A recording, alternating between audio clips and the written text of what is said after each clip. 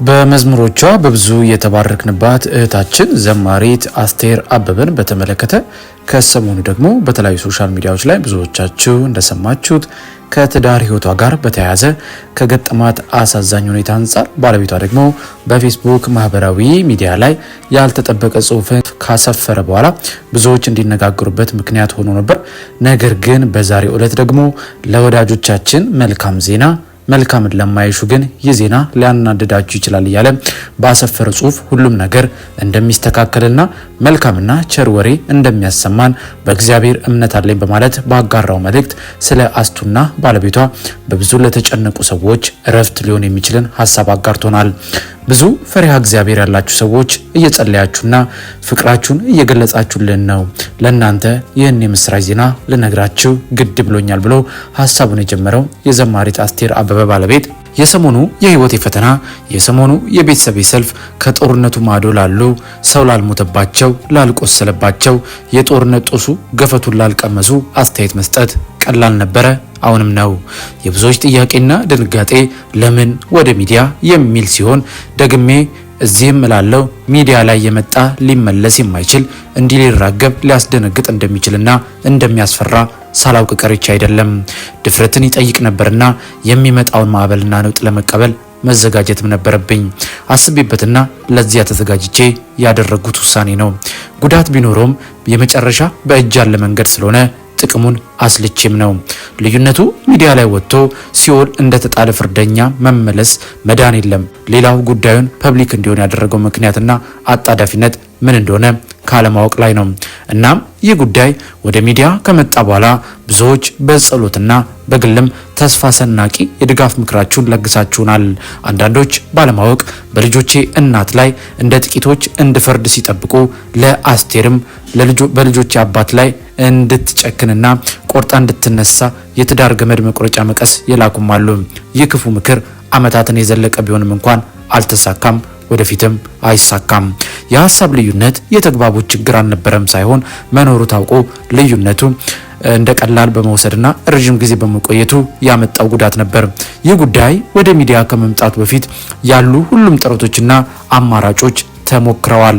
እንደ ቀላል እየታየ ስለሚታለፍ ተገቢውን ትኩረት ያገኝ ዘንድ የሆነ መሆን ነበረበት። እዚህ ላይ በአስቴር አገልግሎት እግዚአብሔር የገለጠውን እየገለጠ ያለውንና ወደፊትም የሚገልጠውን ክብርና ታላቅ ስራውን የማይፈልግ ሰይጣን ሁልጊዜም እንደማይተኛ ግልጽ ነው። ለዚህም በብርቱ እንደሚዋጋ ከእግዚአብሔር የምትሰሙ ታውቃላችሁ። ያንን ውጊያ እየመከተ እናንተ እንዲህ እንዳሁኑ ሳትደነግጡ ሀገር ሰላም ብላችሁ እንድታመልኩ ዋጋ የሚያስከፍል ነበር። ቤተሰብ የሚባል አሁን ግን የጠላትን ውጊያና ሰልፍ ለአንዴና ለመጨረሻ ጊዜ ለማሸነፍ የእናንተ እገዛ ስለሚያስፈልግ ማወቅ ነበረባችሁ እያለ ጽሑፉን የሚቀጥለው ባለቤቷ በሰልፉ ውስጥ አብራችሁን ገብታችሁ የጠላትን ሀሳብ በጋራ እናፍርስ እንጂ ለምን እኔና ቤተሰቤ ብቻችንን ከጓዳ አላስፈላጊ ዋጋ ስንከፍል እንኖራለን? ለዚህ ደግሞ አሁን እናንተን ያስደነገጠው ዋጋ ለመክፈል በአደባባይ ለመወገዝ መጨከን ነበረብኝ። አስቴር ትወገዝ ግን በፍጹም አልወጣኝም አይወጣኝምም። ከቶ እንዴት ሆኖ መስተካከል ያለበት ግን መስተካከል ይችል ዘንድ ይሆናል። ይኸውም ከኛ አልፎ በልጆች ላይ ተጽዕኖ ማምጣት የጀመረውን እክል ከመሰረቱ ለማስወገድ ከእኛ ቤተሰብ ጋር ለረጅም ጊዜ አብረውን ጥረት ሲያደርጉ የነበሩ የቤተ ክርስቲያን መሪዎች በማያዳግም መልኩ በቁርጠኝነት ከልብ ወስነው ከእሁድ ዕለት ጀምሮ በየቀኑ እየተገናኘን ችግሮቻችንን ለመፍታት እየሰሩ በመሆናቸው ጠላት ያፈረበት የመልካም ዜና ብስራት ጅማሬ ላይ መሆናችንን ልገልጽላችሁ ግን ወዳለው።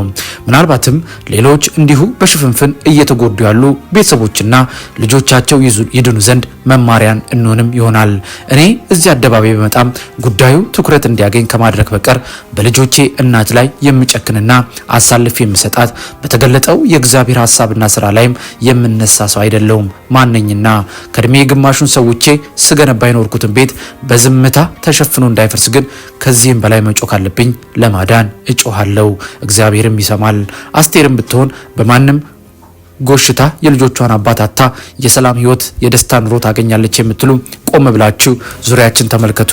እንዲያ የሚያጨካክን ነገር በመሃላችን የለም። ስለ ልጆቼ ድምጼን ባሰማም ልጆቼን የሰጠችኝ ሴት እንደ ጠላትና እንደ ጥቂቶች ምኞት አሳልፌ ከምሰጥ እኔ ቀድሜ ተላልፌ መሰጠቴን እመርጣለሁ።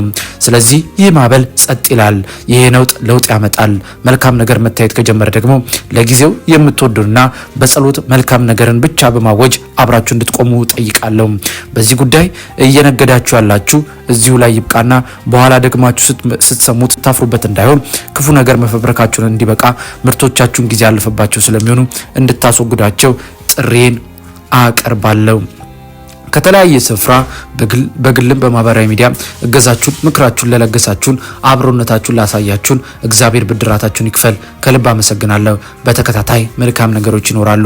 እግዚአብሔር ሁሉን መልካም ማድረግ የሚችል አምላክ ስለሆነ እግዚአብሔር ይባርካችሁ ብሎ እንግዲህ የተወዳጇ ዘማሪስት አስቴር አበበ ባለቤት ይህን ሀሳቡን በማህበራዊ ፌስቡክ ገጹ ላይ በዛሬው ዕለት አስፍሯል። ይህም ደግሞ እጅግ አስደሳች ነው። እኛም በትናንትናው በዚህ ጉዳይ ላይ ባቀረብንላችሁ መረጃ በተወሰነ በአስቴር በኩል ያለውን ነገር ያጋደልንበትና የሰማነውን እውነት አካፍለናችሁ ነበር።